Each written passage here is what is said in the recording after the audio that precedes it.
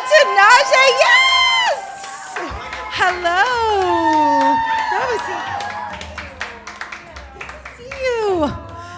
She's so sweet. Everyone's so nervous. Everyone had all this energy ahead of time, like, oh, Tinashe this, and now everyone wants to get quiet.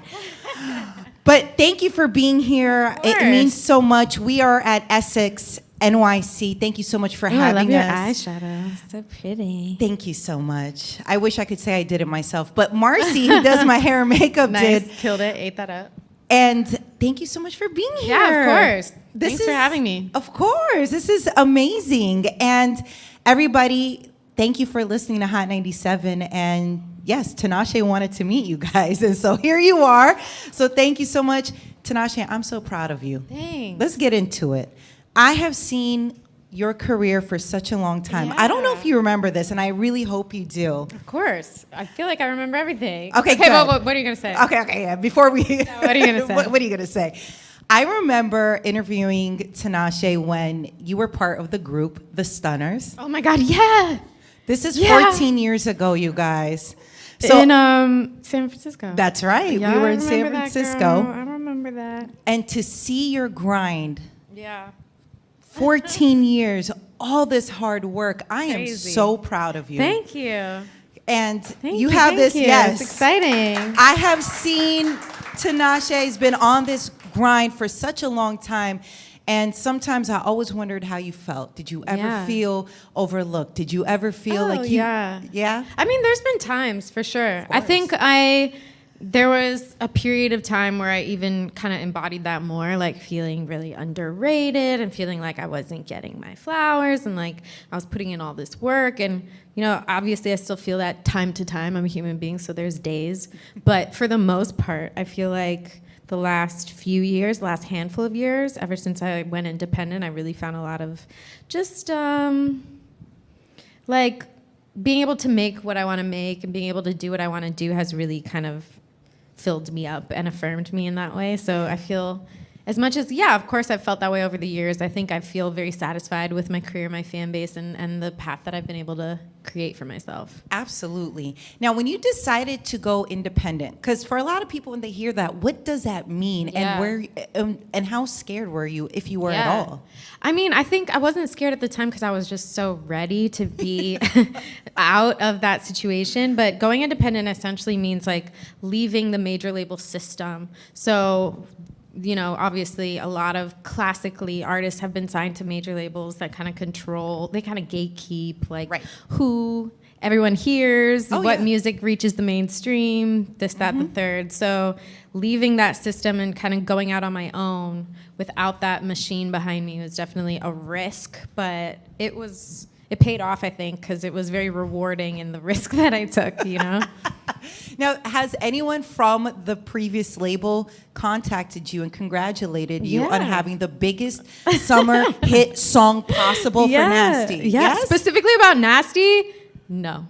But they're petty.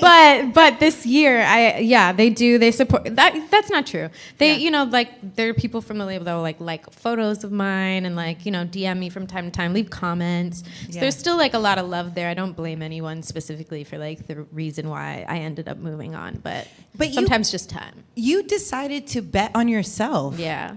What was that breaking point for you? Do you remember when you're like, you know what? No, was it talking to your mom or a friend and you were just like, I'm done? Yeah. Well, I have I'm very impatient by nature. Like as soon as I make a record, I'm like ready to put it out. I'm ready to move on to the next record. I'm like ready to go. And so I just felt like the cadence of like how we were releasing wasn't what I wanted it to be. There was like maybe like a 4-year gap between my first album and my second album.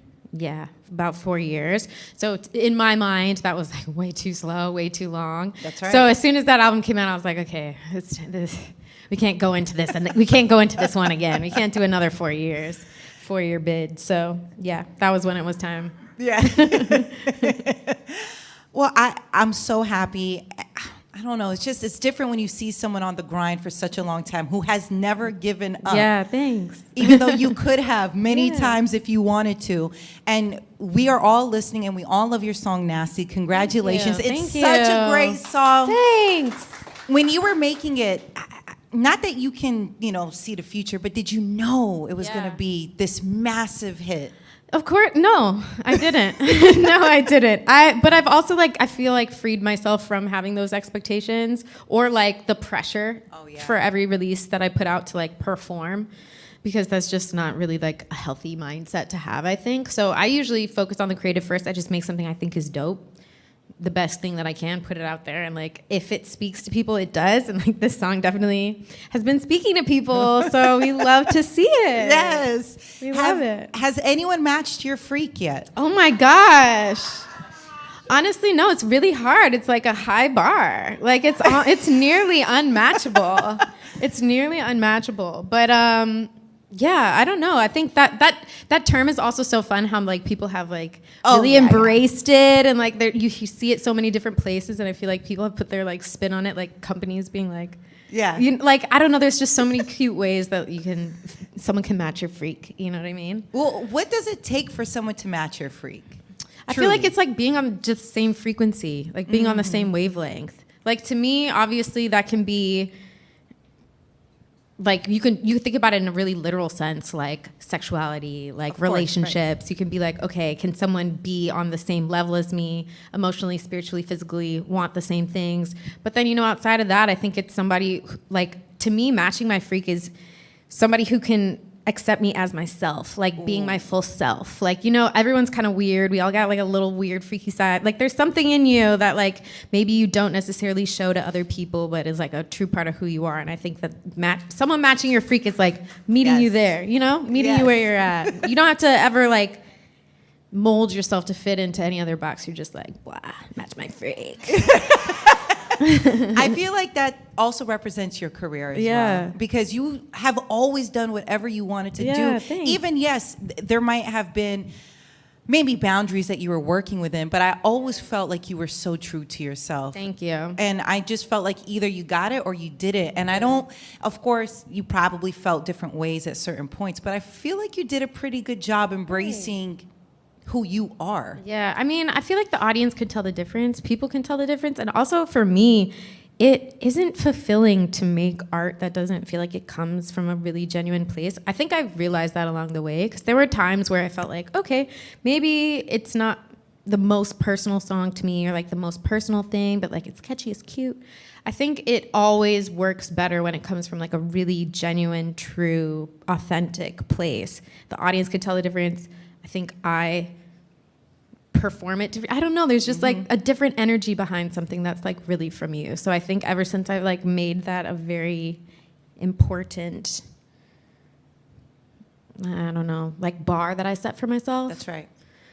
That everything's been better since then. How does your family feel about your success right now? Yeah. Oh my gosh, they're so you've proud. had waves of success in this long journey. Are they just used to the roller coaster, the ups and downs? Yeah, of course they are. They're super proud of everything that I've accomplished, and even leading up to now. So it was just so fun to see how everyone was so excited about Nasty going viral. My grandma has kept the stats on my songs since 2 On came out. So for 10 years, she has a notebook. And every day recently she got on the Spotify numbers, but or the early days she used to just look at the YouTube streams. So she would write down every day how many streams I'd get per day, and then she would text me every once in a while when there would be a trend. She'd be I don't know, but you went up 250,000 streams today. I don't know what what did you do? And I'm I have no idea. That is must have got it added sweet. to a cool playlist or something. But yeah, they're really proud. That is the best ever right now. Did your parents or your grandma, did they think, I don't know about this career for you early on? Or honestly, no. And I give them a lot of credit for that, because I feel like a lot of the confidence that I think it takes to launch into a career like this came from my family, never doubting me, never telling me that this was a waste of time or not the right path. They've always given me all of the support that I could have ever imagined and hoped for. And so I think that gave me so much. It gave me such solid ground, such a solid foundation to then kind of build on top of. So I was reading somewhere that your parents met on a blind date. They did, yeah. Wait, hold on. Is it? Yeah, I got set up by my mom's roommate. Blind date? Blind date. Okay, is this something you would ever do? But also they didn't have social media, so it's not like you could like look them up. Okay. Like, is there really a blind date in 2024? Because you can just look them up and you can find out. You can find out so much. You can Google them. Do they have a pet? Do you they can have find out all their family? friends. I know. You can find out their family members. You can find out so much information. Like, that kind of doesn't really exist anymore. Okay. So, like, what, I guess, would I meet someone that I've never met in person before? Sure. Why not? Yeah, a nice blind Sure, date. why not? I believe in researching somebody before you go out on a date with them. Yeah, you have to. Okay, good. If the Okay. resources are available to you, why would you not? It's Are you just looking- safety first? Absolutely. So you're scanning their Instagram. Yes, for sure. You have to. And you know what? People judge me when I say this. I'm like, are you kidding? No. I'm going to get a background See, check. my best friend had a thing the other, like, she matched with this guy on an app like a week ago. And before she went out with him, she was like, you have to send me your Instagram. And she was like, should I send this to him? I was like, yeah. Because if he's like weird about sending you his Instagram, that's like a red flag already. 'Cause, like, Absolutely what are you red flag. hiding? Yes. Okay, wait, the same friend, I'm sorry to put all your business out there. She also matched with another guy like a few months ago. And he blocked her on Instagram. He blocked her. But like, she already had seen it before he blocked her. That's why she knew he had one. Because he has another Red family. flag. Red flag. You know, there was something that you said that I absolutely love, and it kind of goes in a vein of red flags, but you were talking about how when you create music, the art that you make, you know, it could be from a petty perspective. Yeah, sure. What's the pettiest thing you've ever done in a relationship? Oh gosh. Write songs. Honestly, I feel like that's pretty petty. Like, write songs that people are gonna sing for thousands of years, for like the rest of my life. You know, like you might hear it somewhere, you might be like, oh damn, like that's pretty high level petty. Yeah, probably that. What's the pettiest thing someone's done to you in a relationship? I mean, petty is, I feel like, or the meanest. Meanest is like outward, you know, lying. Yeah, cheating. The whole thing. Yes. Mean. Yeah. Mean is there. Petty is like a very specific, darkness. you know. Oh gosh, I don't know. Purposely not respond to you because you didn't respond to them. Yeah, probably that. Something like that. Yeah, something like that. Or yeah, like the tit for tat online kind of thing. Oh. Yeah, definitely that. I feel like your petty game is on 100. Because you can't match my freak. You can't you can't make a song about me back unless I'm like dating like a music artist, which like probably not. Yeah, no. Listen, those days, all of it. That's You've good. learned. That's behind me. Here's the thing: you as an artist, you know the ins and outs of the game. Oh yeah. So nobody can really fool you. That's within this industry as well. Yeah. You're like, oh wait, what time was sound check? Wait, what time was the show? Okay, sure, okay. I know too much. I know. How did you know "Nasty" was the massive hit it is? Was it going viral on TikTok? Yes. At the level that it did? Yes, I mean that was amazing, but I think I also we're seeing the signs just like internally from like I started getting like messages from like peers, people that like I respect, like in the music industry, other female artists being like, I love that song. I feel like I don't necessarily always get that kind of reaction when I put out a song. So to see, you know, the girls being like, we love it, we're with it. Yeah. That's my song. Who was the one person that was surprising to you and you were like, that felt nice? I think it was the accumulation of people, but like, I don't know, like Janet put it in her show. Wait, hold on. Janet Jackson. Janet Jackson. I like how you casually just said Janet. So like probably that. Yeah. Yeah, probably that. Yeah. Probably that. Or like Christina Aguilera made a TikTok. You know, like the legend. Madonna used it in a TikTok yesterday. What? Wait. What? Are you finding out like the rest of us in real time online? So you have no idea Someone what's going sends me the TikTok and I'm like, oh, yeah. That's crazy. Yeah, These are so cool. legends. These are icons. Yeah. This So is cool. Like there's no bigger affirmation than people that you respect and look up to. Yeah. Your heroes, like giving you that cosign, like, Yeah. that's top. And when I saw Janet performing at her show and she's taking her classic song Nasty and then she's mixing it with So your cool. song Nasty, that had to be a remarkable moment for you. What did you first think when you saw it? just like it's a full circle moment for me because I always reference her as being, you know, my greatest inspiration and like the bar when I think of like what an artist should be. You know, I think she just encompasses great entertainer, performer, stage performance, persona. There's just everything about her. Right, yeah. And her first, you know, not her first album, one of my favorite albums, or my favorite album of all time, is The Velvet Rope by Janet, which I always reference as like, again, top tier body of work, A+ body of work. And yeah, I think just constantly using that as like a reference point, as something that's been really special to me, to then see her use me as a reference in a way, you know, like just the art, how the art kind of circulates and continues, like when you create something, how it can feed another generation of people. I think that's the best part about making art, just to go on a tangent, but like, you know, being able to be a part of that conversation. Oh, yeah. And being able to give to the world, being able to receive, just kind of seeing that full circle is really cool. And this isn't the first time, because you were part of a Janet Jackson tribute for BET. That was so cool. And so, I mean, this also is full circle. Also full circle at this point when we're looking at everything. Now, after you saw her perform the version of both Nasties, you actually had a chance to meet up with her. Yeah. It was my first time meeting her, though. That's why I was like, in the tribute, I didn't get the chance to meet her. I was a little starstruck, y'all. What did you do? I was a little starstruck, y'all. I was just like word vomit. I was just like, you are the best. I just love you. Oh my God. And then I was like, okay, wait. And then I was like, posting the picture. And then I was like, okay, so now that I've said that, it's like, thank you so much. Like, you're such an inspiration. And then she said something. She was like, you are too, or something like that. I blacked out. I died. And then I was like, okay, bye. And then I left. I was a little starstruck, y'all. I was a little, woo. But that moment's with you forever. Yeah, it was so amazing. It's so, yeah, it's I was amazing. like, she's right here. How was she? How was like her aura? She was like calm. Of course. You know, and like peaceful. Yeah. But she's also like smaller than, which I guess people tell me that when they meet me too. Like very petite, yeah. Petite for sure, but I don't know. I think like when you see somebody, like you just see them as like just like they seem bigger. Yeah, like, on TV. her energy is so huge. Right. But you know, she's so small and cute, and she had her little scarf on and her little sweatsuit, and like real. That would be me after the show. Yeah, she was so cute. That is so amazing. So cute. I can't. I mean, to meet your heroes, to meet the icons, the legends, and them showing you love, that's got to be a moment. Yeah, it's so humbling, so affirming. Yeah. It's like I'm on the right track. Oh, keep going. I'm on keep the going. right track. Do you have a favorite video of hers or a Janet? Favorite, a favorite dance that's routine? tough. I mean, I really love the classics like Pleasure Principle, obviously like Rhythm Nation. Now you did. I did that Pleasure at the Principle. tribute. I did both of those at the tribute technically. Yeah. But you know, I think All For You is kind of like one of my favorites, movement wise.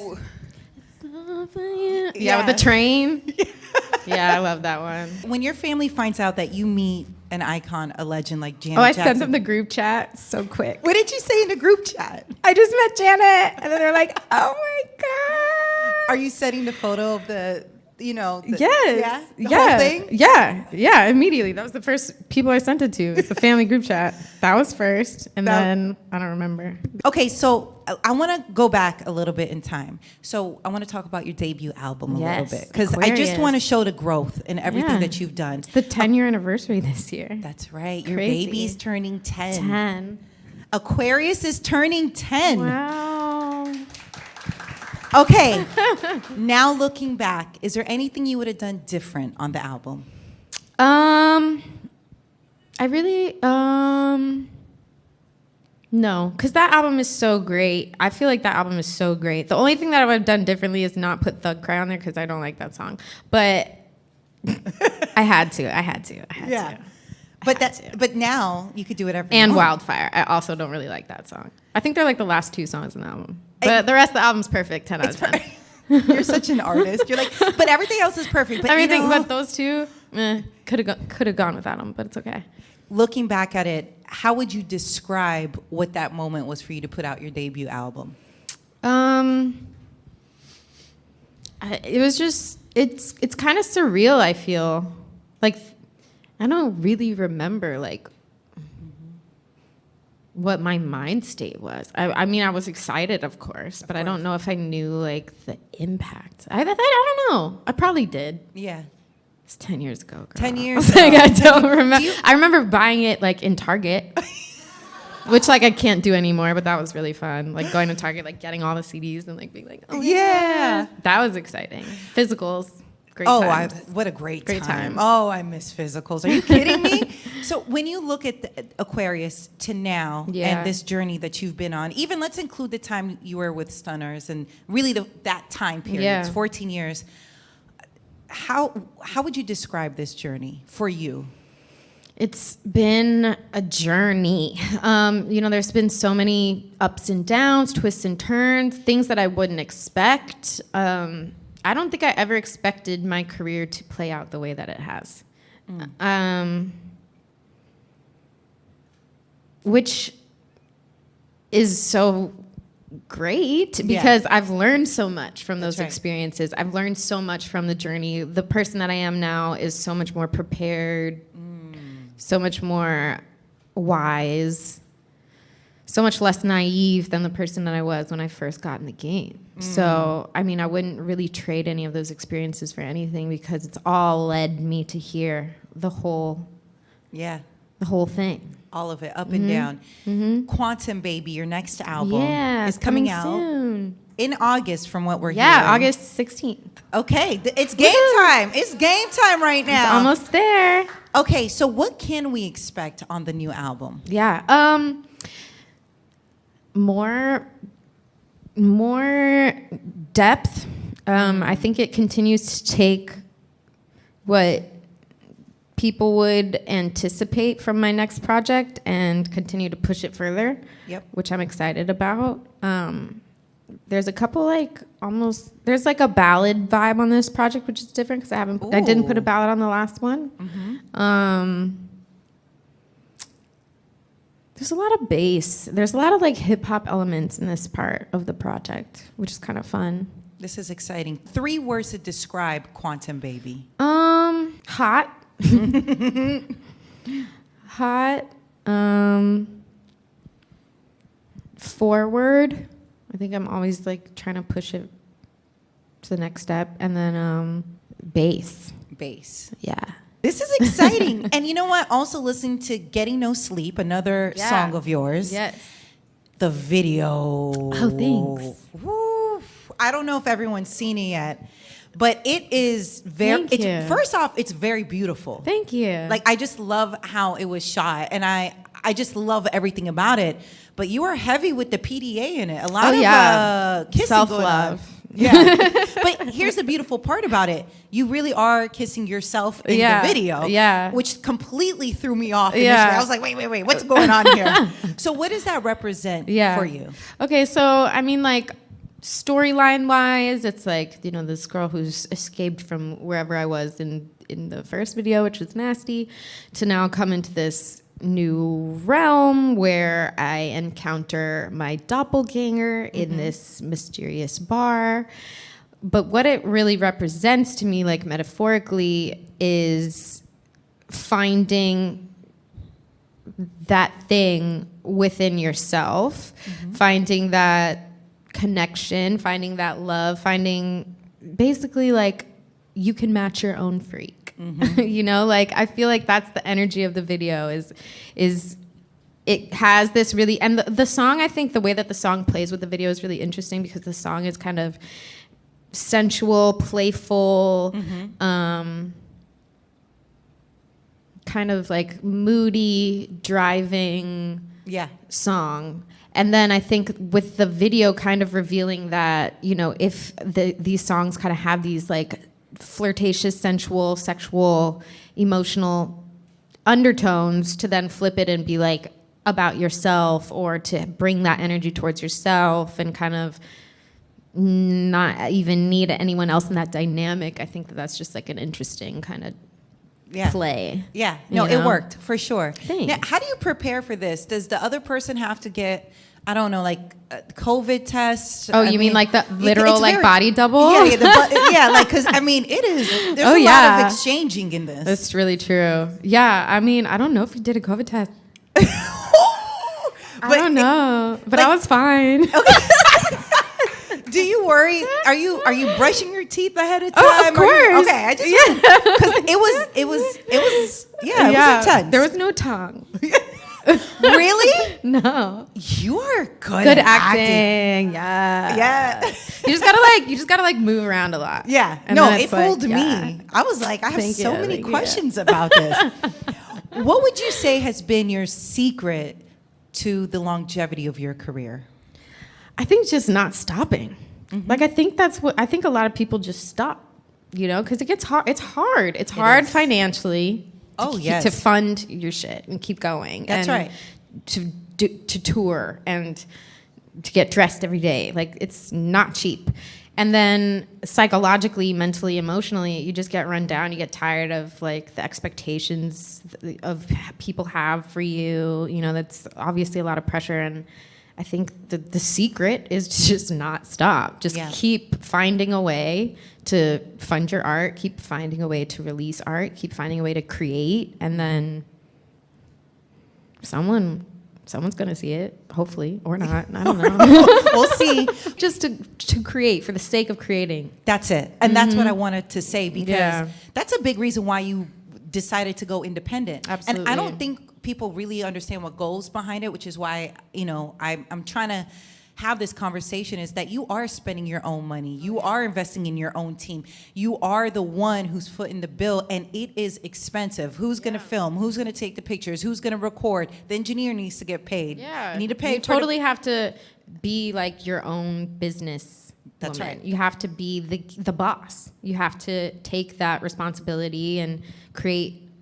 Obviously, you have people around you that help you in a team, but you have to create that team. You have to find people you trust. You have to go so much extra steps that you wouldn't have to with like a major label, because those are all built in for you. Absolutely. So I want your take on this, because your journey has been so long and you've had success previously. I remember when 2 On, you and Schoolboy Q, that song was getting played every second. But the metrics then was different than what we look at now. Totally. We look at your song Nasty and we see how big of a hit it is on TikTok, right? Yeah, crazy. Nate's Vibes, the creator, who's part of helping move it along, right? Totally, I think he even got a deal with Marc Jacobs because of the dance. That was part of the song. So for you as an artist during this time, has it been, I don't want to say, were you hesitant with the success of TikTok? Are you one of those artists who are like, oh, I don't know if I can accept the TikTok dance?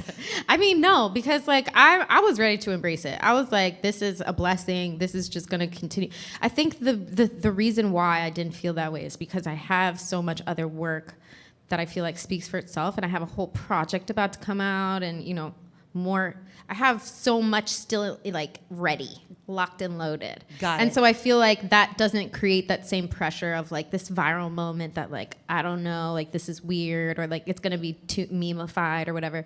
To me, it was like, oh, this is just an amazing jumping point to launch into like the rest of my music and the rest of my art, and hopefully just get some more momentum for everything else that I'm doing. So yeah, I was excited about it. You're like, oh, I loved okay. it. Have you had a chance to connect with the creators who? No, they live in the UK. And I haven't been over there yet, but I'm maybe going. Okay. I don't know when. So have they tried to send you a message? Yeah, I've messaged them. Okay. We've messaged. That is so cool. Yeah. In a way, that's so sweet. Being able to connect with your fans and just people in general in that way is nice. But also, I miss the physical CDs energy, right? Oh my gosh, yeah. There was something really great about always having like physical media. Right. Because even as amazing as it is creating albums and putting them on streaming, there's something so strange about thinking about like, we don't tangibly have any of this music, you know? I want to feel this. Yeah. And the photos, and I want to look at the credits, and there's just been so much. Read the lyrics in the book and all the things. Who is an artist that you are hoping you get to work with? Like someone that is on this list that you have been on this journey hoping that it'll manifest. Okay, I'll say SZA. I really want to work with SZA. That's good. Yeah. What is it about SZA that you love about her music? I just love that I feel like doesn't fit into genre boxes either. As much as people try to box her in, I feel like she doesn't necessarily subscribe to that, and that's something that I really relate to. So yeah, I think we'd make something like cool and ambiguous and floaty and awesome. Yeah, it feels like light and this beautiful Yeah, aura. it'd be so fun. Listen, you're in New York. She is from Jersey, which isn't that far. Who knows? She might be Okay. visiting family. Maybe Let's we can put the manifest word this out energy. I want to talk to you a little bit about other things that you're doing in your life, your journey. But Yeah. acting, do you ever see Yeah. yourself going back to acting? Yeah, I think so. Yeah? But I always see acting as, I love acting because you get to like, obviously like entertain and be in front of a camera and put on a show and tell a story. And those are all things that I really connect with. But music, I could tell my own story. Ooh. So I feel like that has made it feel like why it's like my number one. And then acting to me feels like something that maybe when I feel less inspired Yeah. Then I'll act. as a music artist, Right. then that's something that I can do like later on in my career. Later on, I definitely will get back into it. Did at you some have a point. favorite role that you did? Ooh, that's a good question. I don't know. I really liked I like being on 2.5 Men. That was fun. A sitcom. Yes. That was really cool. That's fun. So wait, how are the auditions for you? Do you get nervous? How? Oh my gosh. I used to not really get nervous, honestly. But I would audition so much when I was young. I don't really audition anymore. In that way. A lot of it is like send in a self-tape. Yeah. But you'd go in the room, like I would be at auditions 3-4 days a week after school. So it was just like very normalized. You can't get nervous every single day. Yeah, that's exhausting. It's exhausting. It is. It was really exhausting. It was probably worse for my parents. They had to drive me there every day. But they loved it. They support your dreams. They supported my dreams. I want to talk about your cannabis brand. Yes. Congratulations. green tea. Thanks. I saw it when you initially launched. I follow you. And what made you want to do this? I'm a big fan of weed. Yeah. I also think that there just needs to be less stigmatization in the space. I think when it comes to women and weed and music and weed, like music and weed go hand in hand when it comes to like being in the studio, consuming music, listening to music, creating music. There's such a huge culture that like people don't really even talk about. So I thought, why not? Yeah. It was always on my bucket list of something I wanted to do eventually. What else is on this bucket list? I mean, I want to create, I just love making things. I love having my vision come to life and making things. So I think that this could expand to clothing. I think like actual physical merchandise. I'm having so much fun with like my merch for my album coming out, or like for Nasty, we have all this real cute merch that just came out. So I love like all the aspects of designing. I love creating. Yeah, I don't know. It could go anywhere. Yeah. You know what? When you brought up Nasty right now, and we're hearing you talk about merch and everything that this song is bringing to life. Yeah. That's how massive this Yeah. song is. Are any of your exes hitting you up, regretting, or are they congratulating you? I've received one congrats. Only one? I don't have that many exes, to be fair. Okay. Only And one. some of them are like so dead to me that they would never. They don't have my phone number, so like, Perfect. But they couldn't. do people from like the past in general, could be even friendships? Oh, yeah. People who hit you up right now. I'm gonna be honest, I felt like I was one of them because I'm gonna be honest, I sent you a message. It was a DM, but I'm really proud of you. And I Thank saw you. you at the VMAs. We were co-hosting the pre-show a couple years Yeah, ago that for was the so VMAs. fun.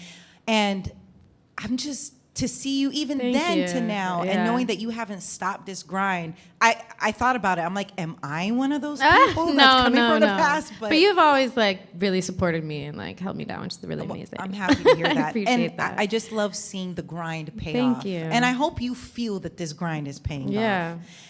Final question. Okay. Best piece of advice you would have given to yourself at the lowest point of your life? Ooh, that's a good one. I think I would have reminded myself that every low point is the opportunity to bounce back. I think once you hit that bottom level, it just can propel you to greater things. I think you learn so much through going through that. I think it makes you better. At least for me, it made me better. It pushed me further. It made me a better creative, better artist, better human. Made me dig deeper. Made me push further. So I think I would be like, just embrace this as an opportunity, because nothing lasts forever. The lows, the highs, you got to be ready for the bounce back. Let's enjoy the high right now. Yes. Congratulations Thank on you. Nasty. Thank you. I'm excited for your new album, Me too. Quantum Baby, which is going to be out in August. Thank you for joining us, the Hot 97 Thanks, family, everyone. here at Essex, NYC. And, New York loves you. It's a different kind of love, by the way. New York does love me. I really Katrina, appreciate it. bring this, because I want to make sure Tinashe remembers this moment. That's so nice. I'm so proud of you. Congratulations again. Massive hit song, Nasty. Thank you. But for your album that we're all waiting for, Quantum Baby, I am so proud of you, Tinashe. Thank you. And keep going. I will. And don't forget I'm about such a sucker us. for flowers. Yes. Thank you. Thank you for making time for us today. Time is the one thing we can never get back in life. So thank you so much for being here. Thank you for having me. Great talking to you. Of course.